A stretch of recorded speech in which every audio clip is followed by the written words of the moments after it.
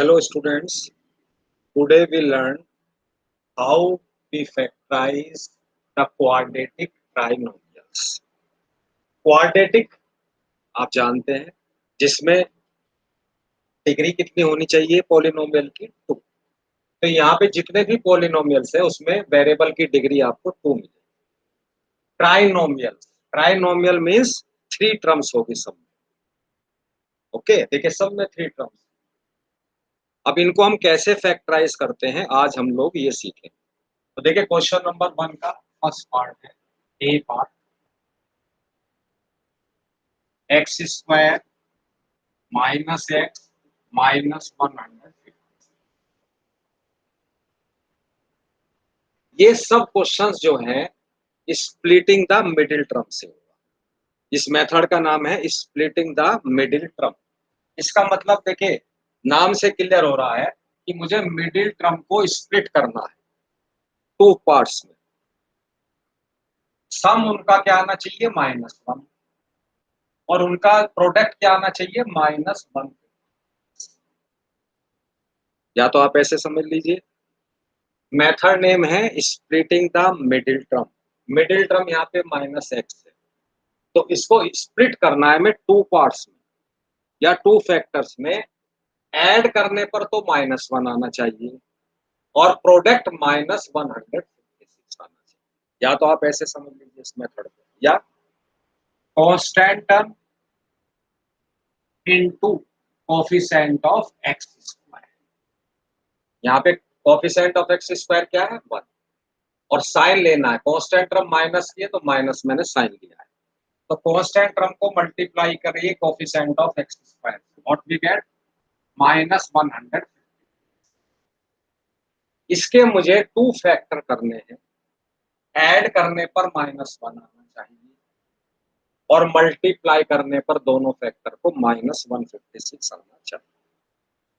अब मुझे नहीं मालूम है 156 के क्या होंगे वो 2 फैक्टर। कोई प्रॉब्लम नहीं है, 156 का प्राइम फैक्टराइजेशन। अब देखिए लास्ट टर्म 156 में 6 and 6 is the even number, तो ये 2 से डिवाइड होगा 100%।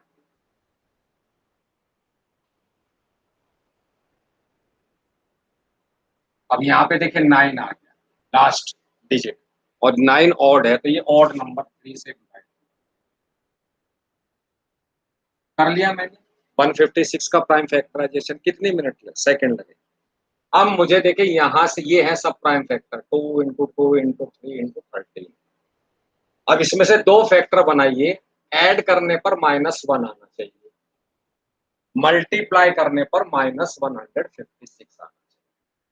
तो क्या मैं ले सकता हूँ 13 एंड 3 2 जा 6 2 जा 12, 13 एंड 12 ले सकता हूँ, बिल्कुल ले सकता हूँ। देखिए तो एक्स स्क्वायर, अब मैं यहाँ पे माइनस का साइन है तो इन दोनों में से 12 और 13 में से जो बड़ा होगा वो माइनस कर, तो -13x प्लस 12x -1। देखिए -13 plus 12 what we get -1 and -13 into 12 क्या आएगा -156। अब फर्स्ट 2 टर्म में से देखिए क्या कॉमन ले सकता हूँ मैं, x ही कॉमन ले सकता हूँ, तो x -13, यहाँ से x बचेगा, यहाँ से 13 क्योंकि x तो कॉमन आ गया। अब मुझे लास्ट 2 टर्म में से ऐसा कुछ कॉमन लेना है जो ब्रैकेट के अंदर x -13, तो देखिए +12 कॉमन क्या आया x -13। तो फैक्टर क्या होगा इसके x +12 और x -13। Okay, now comes to b part. 15x square plus 2x -8। अब यहाँ पे कांस्टेंट टर्म क्या है देखिए -8। What is the coefficient of x square 15, तो -8 इंटू 15 व्हाट वी गेट -120। अब इसके मुझे 2 फैक्टर ऐड करने पर +2 आना चाहिए दोनों फैक्टर को, और दोनों फैक्टर को जब मैं मल्टीप्लाई करूं तो -120 आना चाहिए। अब इससे एक बिल्कुल क्लियर हो गया कि ना तो दोनों प्लस के हो सकते फैक्टर वो दोनों, फिर तो यहाँ पे प्लस आएगा, ना दोनों नेगेटिव हो सकते तो भी प्लस आएगा। इसका मतलब एक माइनस है एक प्लस है, और यहाँ पे प्लस है 2, इसका मतलब प्लस वाला हम बढ़ा लेंगे। अब इसका भी आप ऐसे ही कर सकते हैं 120 का प्राइम फैक्टराइजेशन, और नहीं तो बिल्कुल क्लियर है 12 इंटू 10। बड़ा वाला प्लस का ले लीजिएगा क्योंकि यहाँ पे प्लस चाहिए, -10x। अब देखिए +12 -10 what we get +2, and 12 into -10 what we get -120। अब फर्स्ट टू टर्म में से देखिए क्या कॉमन ले सकता हूँ मैं, 3x, तो यहाँ पे क्या बचा 5x, और यहाँ पे +4। अब मुझे लास्ट टू टर्म में से ऐसा कुछ कॉमन लेना है जो यही बचे, तो मैं -2 ले सकता हूँ। देखिए सेम हो गया, तो फैक्टर हो गए 3x -2 and 5x +4।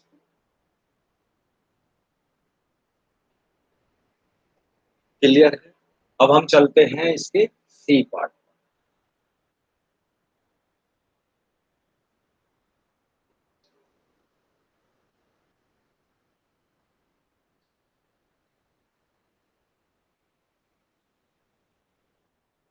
C part का ये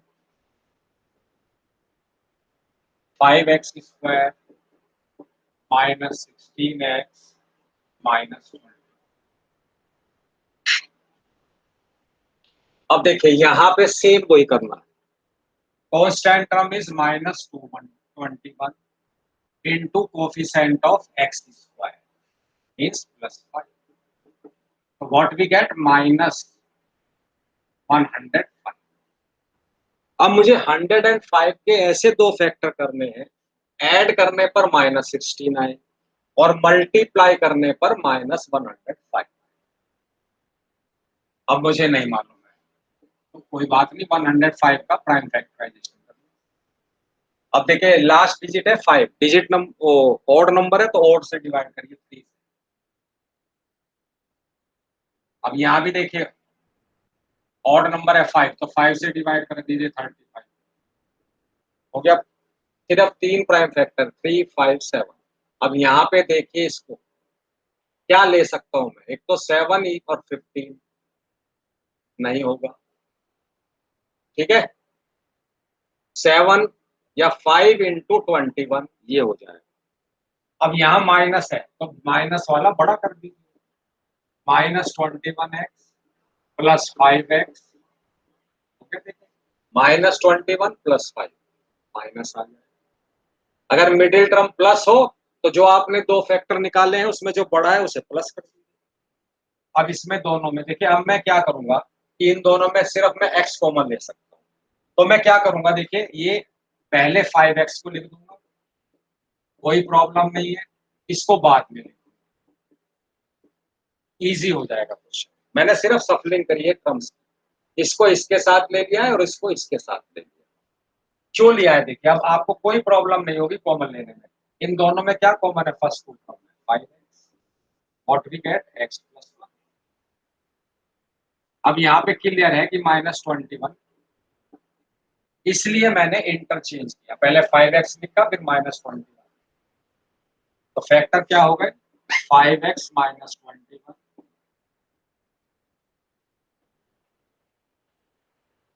बिल्कुल क्लियर है, सब तीनों एक से थे। अब देखिए डी पे चलो। अब डी में क्या है कि एक फ्रैक्शन में कांस्टेंट टर्म फ्रैक्शन, तो यहाँ पे आप एलसीएम ले लीजिए इसका, 16 आएगा, मैं लेके दिखा देता हूँ। तो ये हो जाएगा 16x² -32x +7।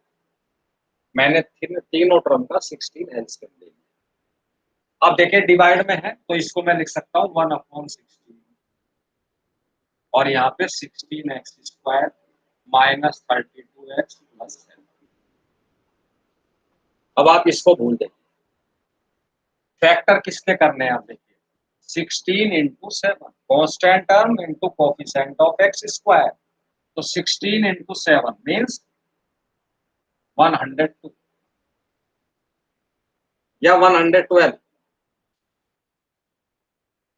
अब देखिए दोनों प्लस के हैं तो प्लस 112 के दो फैक्टर करने हैं, ऐड करने पर -32 आना चाहिए। अब मुझे नहीं मालूम है, कोई नहीं है, आप इसका प्राइम फैक्टराइजेशन देखिए। 112 में लास्ट टर्म 2 है, जो इवन है तो 2 से डिवाइड हो जाएगा। यहाँ भी लास्ट टर्म, तो ये भी 2 से डिवाइड, फिर 2 से डिवाइड, फिर 2 से डिवाइड। कितना सेकंड लगता है और कभी गलती नहीं होगी। अब देखिए ऐसे दो फैक्टर मुझे करने हैं, ऐड करने पर -32, मल्टीप्लाई करने पर +112। इसका सीधा सा इंडिकेशन है कि दोनों फैक्टर माइनस के होंगे। अब देखिए 7 2 जा 14 और 8, लेकिन 17 14 और 8 का ये नहीं आएगा। ऐड करोगे 14 और 8 को क्या आएगा 22, लाना है 32। तो क्या ले सकते हैं 7 इंटू 2 14 28, 2 2 जा 28 प्लस 4 32, और दोनों माइनस के ले लेंगे तो 1/16, तो 16x² प्लस दोनों माइनस के होंगे, तभी तो ऐड करने पर -32 आएगा।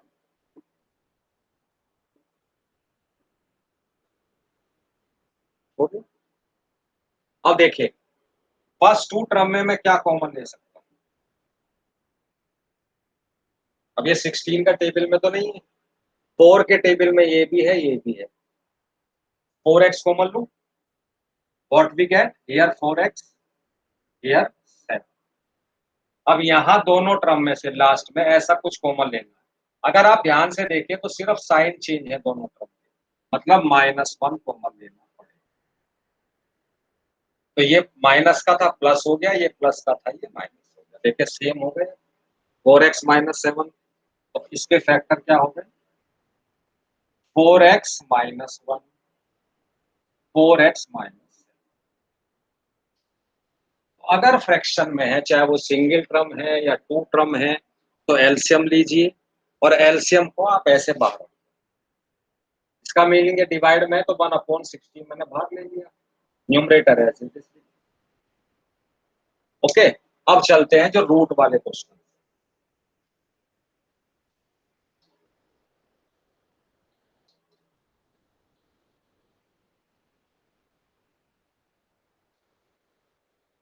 देखिए जो रूट के क्वेश्चंस होते हैं इनकी इजी कैलकुलेशन, जैसे ये 5√5x² plus 20x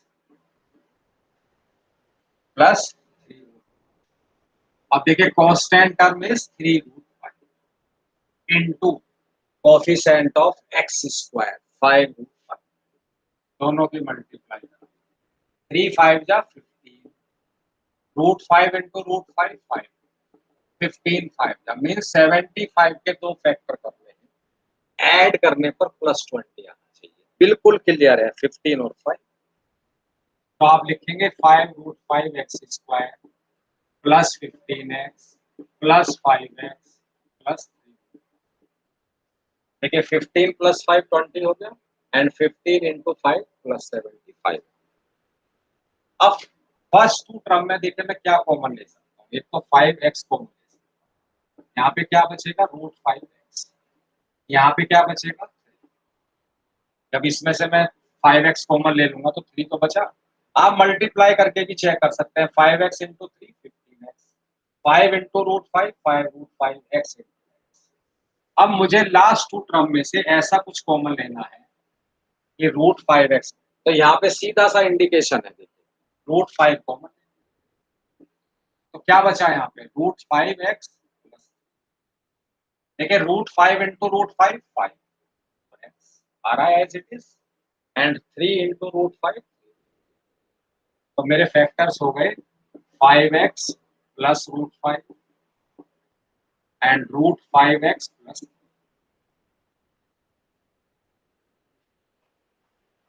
okay, now comes to f, again √7√2x² minus 10x minus 4. Constant term is -4√2 into coefficient of x square.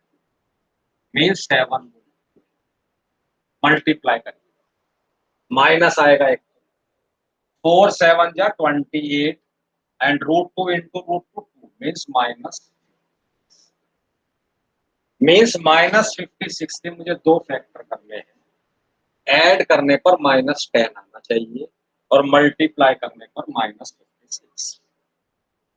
क्या हो सकता है? 14 और 4, 14 4 जा 56। अब यहाँ माइनस है तो माइनस वाला बड़ा ले लेंगे, बड़ा 14 है तो माइनस का कर देंगे, तो 7√2x² -14 +4। देखिए अगर बड़ा यहाँ माइनस है तो बड़े वाला फैक्टर माइनस का कर दीजिए, अगर यहाँ पे प्लस है तो बड़े वाला फैक्टर प्लस का कर दीजिए। 14 4 जा -14 इंटू 4 -56, -14 +4 -10। अब इन में दोनों में क्या कॉमन ले सकता हूँ? एक तो 7√2x में कॉमन ले सकता हूँ। अब देखिए मैं 14 है और मैंने 7√2 कॉमन ले लिया, 14 को मैं क्या लिख सकता हूँ? 7√2 इंटू, यस या नो? √2 इंटू √2 2 और 2 इंटू 7, और मैंने यहाँ पे 7√2 कॉमन ले लिया, क्या बचा? अब मुझे लास्ट टू टर्म में से देखिए 4 में अगर कॉमन ले लूंगा तो what we get? Same factor हो गए 7√2x +4 and x minus.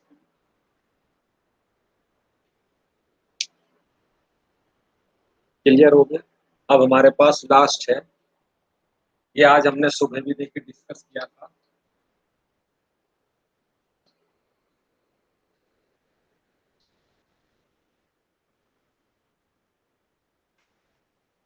Ji part, 7x - 2y whole square -25x - 2y and plus. इस तरह के क्वेश्चन में अगर आप करें, देखिए अगर मैं इसको स्क्वायर खोलूं बहुत लेंथी हो जाएगा, फिर मल्टीप्लाई करूं, सबसे इजी मेथड है कि let x - 2y is equal to capital. मैंने एज्यूम कर लिया कि x - 2y is capital A, तो अब यहाँ पे रख 7a² क्योंकि x - 2y का होल स्क्वायर है तो a² -25 प्लस बन गई वही जैसे अब तक हमने किए थे क्वेश्चंस। अब 12 इंटू 7 मीन्स 84 के दो फैक्टर करने हैं, ऐड करने पर -25 करते हैं प्राइम फैक्टराइजेशन।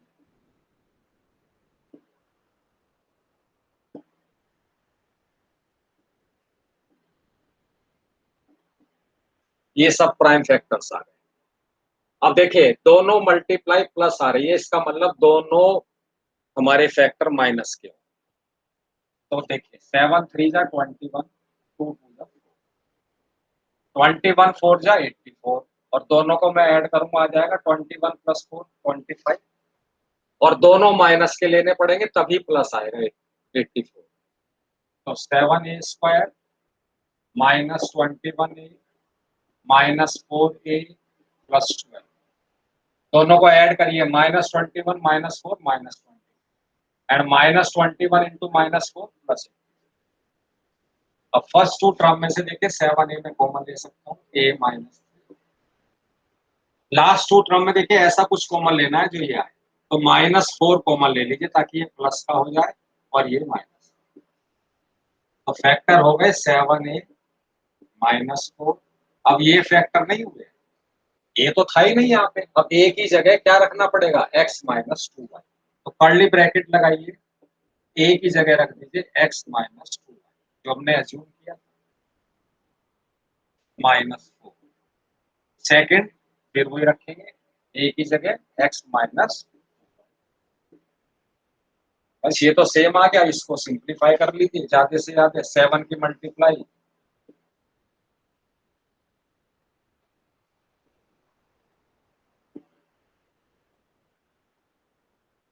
ओके। तो आज हमने सीखा है स्प्लिटिंग द मिडिल टर्म, कैसे हम फैक्टराइज करते हैं quadratic trinomial, okay. Thank you.